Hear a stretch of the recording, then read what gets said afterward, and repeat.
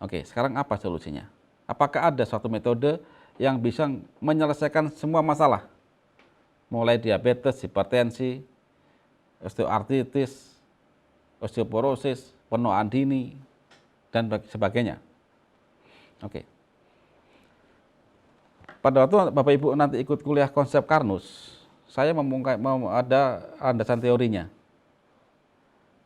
Nah, yang kita pakai itu adalah kami menemukan bahwa sumber segala penyakit adalah al-baradah atau jeleknya pencernaan makanan. Yang kedua adalah tidaklah Allah menurunkan penyakit itu kecuali dia juga ada penawarnya. Nah, kita pelajari, alhamdulillah kita terkumpul suatu algoritma metodologi bahwa ada kekeliruan ya dalam memahami kinerja tubuh manusia sesuai dengan sunatullah yang sudah Allah sematkan dalam sistem tubuh manusia. Ini problemnya.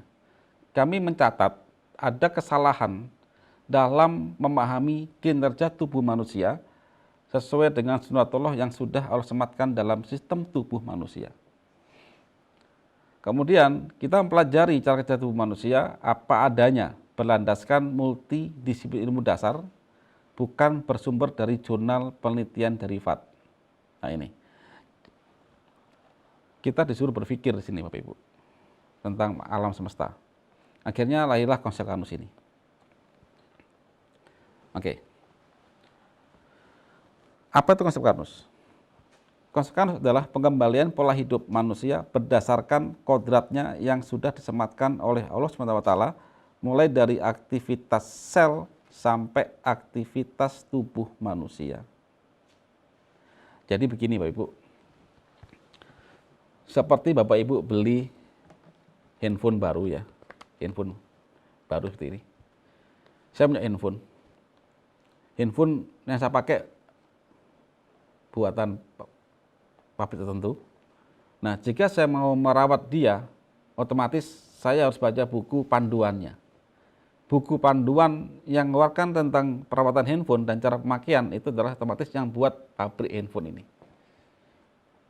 Nah, saya baca di situ. Saya baca, maka saya bisa merawat handphone ini. Nah, dengan cara yang sama, maka kita harus tahu tentang bagaimana cara kerja manusia.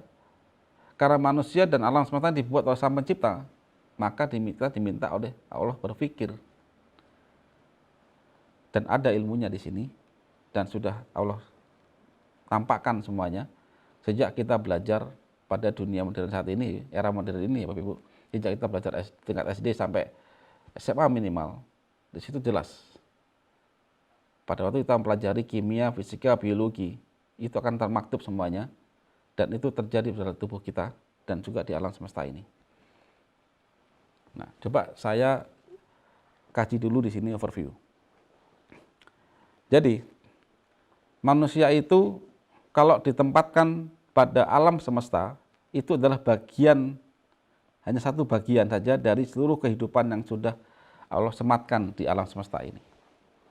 Kita lihat di sini. Awalnya, hanya ada oksigen, ada CO2, dan Allah sematkan di bumi ini tanaman. Dan ada matahari. Sekarang amati ya.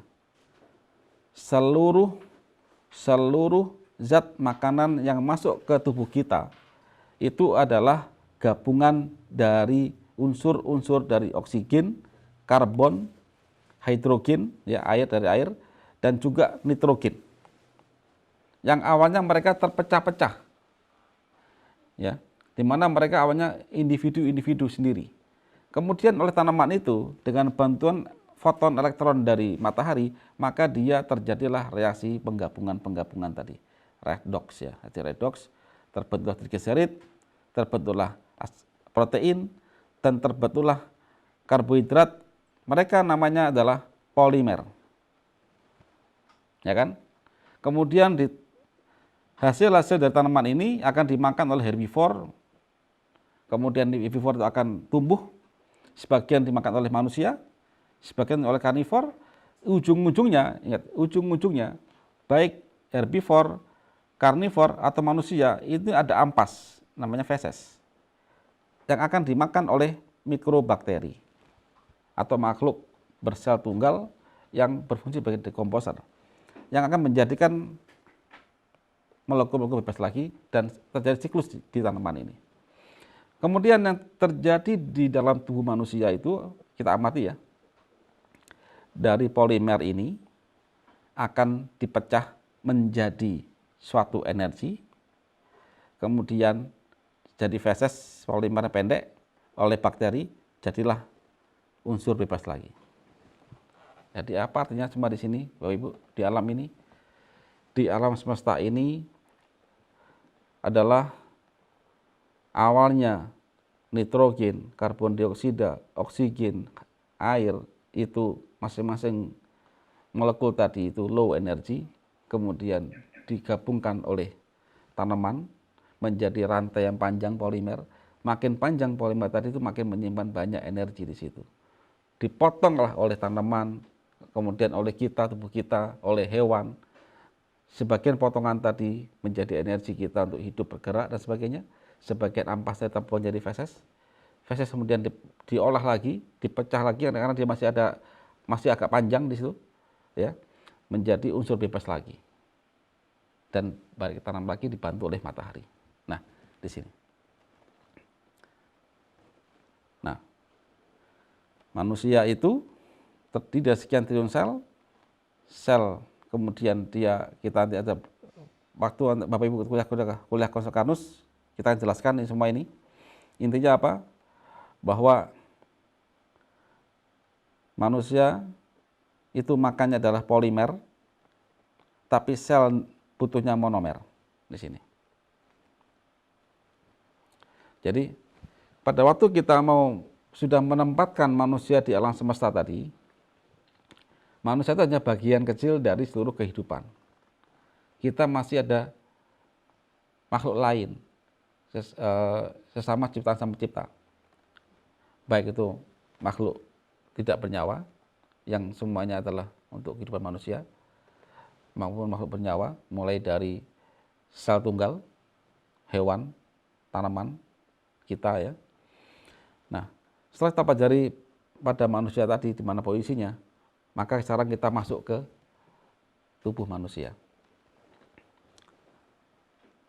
Manusia adalah organisasi sekian triliun sel, ya. Sel yang sama membentuk jaringan. Jaringan membentuk organ. Organ berkumpul membentuk sistem tubuh manusia. Jadi manusia itu adalah bagian terkecil manusia itu adalah sel, membentuk jaringan, jaringan membentuk organ, membentuk sistem, maka manusia di sini. Nah, di sini. Sel lahir, sel mati, jika gagal regenerasi, mati lagi, maka kita akan cepat tua. Begitu sel lahir, sel mati, bisa regenerasi, maka kita akan awet muda dan sehat. Apa artinya di sini? Jika kita ingin sehat dan awet muda, maka pastikan semua sel itu bisa regenerasi. Itu poinnya. Nah, pada dasarnya manusia diciptakan oleh Allah SWT sedemikian super canggihnya. Salah satu contohnya yaitu apabila dalam tubuh manusia mengalami kerusakan, maka tubuh akan merespon dan segera memperbaiki kerusakan sel tersebut dengan catatan bahwa semua sel ini dapat nutrisi, dapat makanan. Nah ini. Manusia yang sehat adalah perwujudan dari sel yang sehat. Sel yang sehat butuh dia nutrisi atau makanan.